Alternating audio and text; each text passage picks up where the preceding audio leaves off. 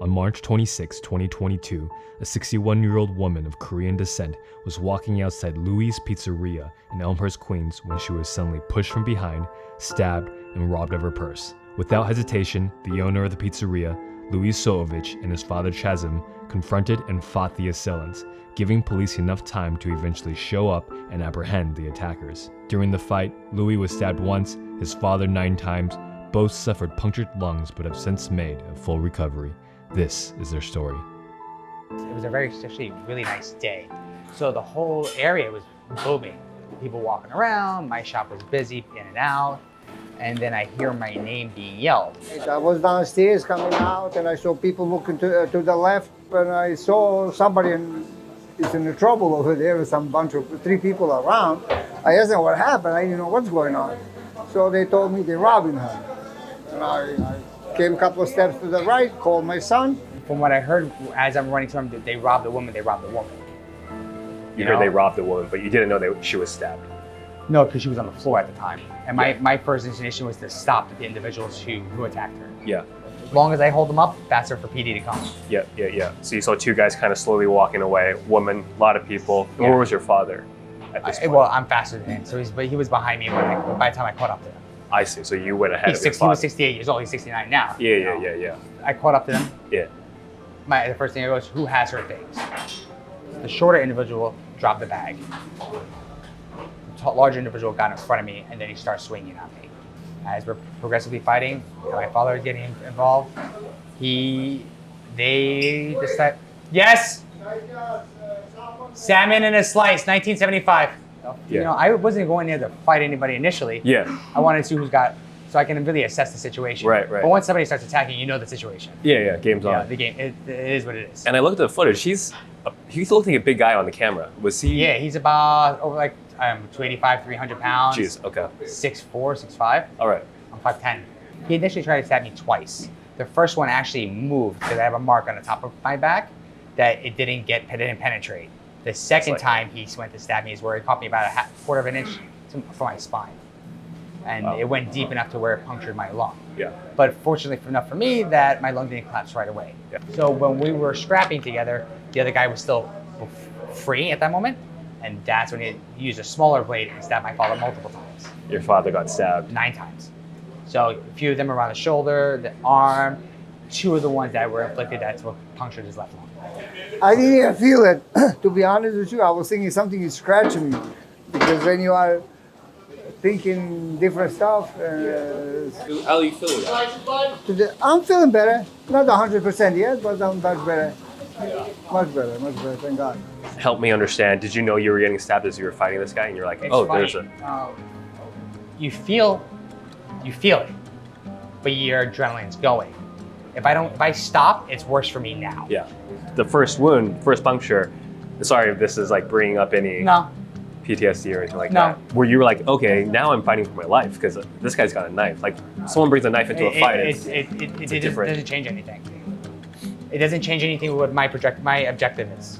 It's to hold them up. So at some point, you guys got tired, they were kind of looking at themselves and you guys were wounded, they eventually just left. They ran away. They ran away. Yeah. They're tired as well. Yeah. They're not getting far, and which we were right because PD picked them up less than a few minutes later, about a block away. Yeah. And that's all they were able to muster up in energy-wise. Yeah. So, which is good. So we So did what we needed to do. Exactly.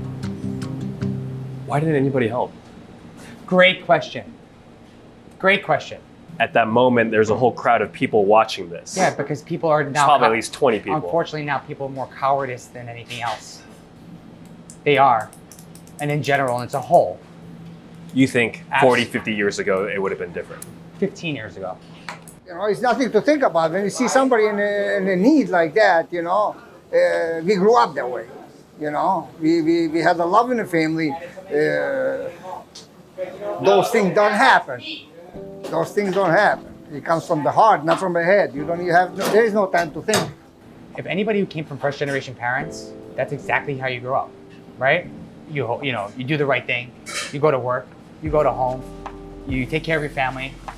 You fight for the weaker guy. Those are the ways that we grew up. 2 out of the 40 people, my father and myself, helped, while everybody else out there watching. How does that make you feel? Disgusted. What happened to your values? You have none. There are less people out there now that are willing to risk themselves for other people because they're selfish, they're cowardice. If you, me, my father, and 2 other guys jumped in, those guys would have never even got anywhere. Nobody probably would have even got stabbed because we would have worked together to stop the person who is, the 2 people who were hurting people. And that our problem would have been solved right there without any more. There were other men in the audience. There were men in the crowd. Absolutely, and with their phones out. Terrible thing. Terrible thing. The lady they stabbed the lady too. Psychos. There is no law. There is no law. New York is capital of the world, but when you have no law, it's terrible. So then you have this kind of strange dichotomy where in the moment could have used a helping hand, and then after the fact is done, after the event is over, you get this outpouring of support. Which is great, which we appreciate. And we did this for a person who was being attacked. And the support and love that we got after it, it made us, so warm inside, because there are people who they can't defend themselves, and they appreciate that somebody going out there and sticking their neck out for somebody else to protect, because God forbid, it was their mother or their grandmother. People need to act more on behalf of others. They do. There is nothing wrong with being neighborly and helpful. GoFundMe has raised $750,000 for you guys. Right. That's not a small sum amount of money. Like, how did it feel when you saw that? And I just saw a woman earlier come in and randomly and just give you some money and just thank you for that. That probably happens once, twice a day or something like that. Happens. How does, back to the 750K, like that's a lot of money. How does that feel? It helped us keep our doors open. Insurance doesn't cover helping other people. You know what I mean? So we were damaged. My father and myself were physically damaged. Yeah. I have employees. I have rent. I have insurances. I have all the products and everything. It shows like your actions and your injuries don't go in vain. Doing the right. If I didn't do the right thing for people my whole life, they wouldn't have done the right thing for me. Good energy brings back good energy. Hello, love. Hello, How are you, sweetheart? I'm so happy to see you. And safe and cute and bello and precioso. How are you, my love? This is for you. I appreciate that. And for your parents. Thank you for Papa. Say hello. Fine. Thank you I'm very so much. happy you well. Thank you very much. Nada, señora Ma? Okay. So, the woman that you saved, what were your interactions with her before, after? I looked for her to see if she was okay. Then we find out she was stabbed multiple times. And the fact that she's such a strong woman, she went home and changed and came back. She's tougher than most people I know. Came back here, She came back to the store. same night. The same night. I wish I was able to do more. I wish I was able to stop the initial stabbing from ever happening. Any pain she ever had, I want to absorb, because she didn't deserve any of that. And then when I finally met her the day of the press conference, it was a hug, a form of embrace, and it was an absolute pleasure to finally meet her. Such a sweet woman. She wanted to divert the attention to you guys, and that she said she felt bad for the perpetrators, the 2 young men, and didn't want to ruin their lives. She doesn't want to do anything to hurt them. There is no anger on her part. Like I said, a pure angel, pure heart, really a sweet woman, an angel, like I said. How do you feel about what she said in terms of the forgiveness? How do you feel about the 2 men? Like I said, I am Generation 2.0. Absolutely. You know what? Enough's enough. Especially with Asian hate. People are always attacking them. Why? They specifically sought out people like her. They're evil. They are evil people. How about if she died? I want them to go to prison. I want them to pay the debt to society that they delivered, They deserve no second chance in my book. I wouldn't change what happened. I wouldn't change my action. That's not who I am. What do I have to do? I have to get up and go to work every day. I gotta take care of my family. I gotta take care of my guys. They have families. I gotta make sure they're all squared away before myself is squared away. This is who I am. Nothing's gonna change. When I'm ready to retire, God knows when, I'll be in the woods somewhere. Nobody to bother me, nobody around. But for now, I'm here for my community. I'm here for my employees. I'm here for everybody. Proud of your son? Absolutely, absolutely. That's why I'm here. I don't need to be here, you know, at 69 years old, but I'm here. I want to be with him, try to help him. You know, as long as we are alive, we have to produce. You know, in this life, you have to work. Oh yeah, hold up. You're gonna be on YouTube, bro. Started working at Elmhurst Hospital. That's how we met at orientation. Then we would come here all the time. Man. Come here, build a relationship with these two, especially Pop. He looked at us like his kids, you know. Sure. And then he's into cars with me, so he will do a car thing, you know. Oh yeah. Read that article. Sad. But like I told Abel, knowing Louie, he went out there head first. We already know that's something that he would have did. And his father. That type of backbone type, you know? You can't break who you are. You have integrity as a person. Don't change. That's what makes you who you are. You go to sleep at night, you know you go to sleep with both eyes closed and rest because you did nothing wrong. Do you believe in God? Absolutely.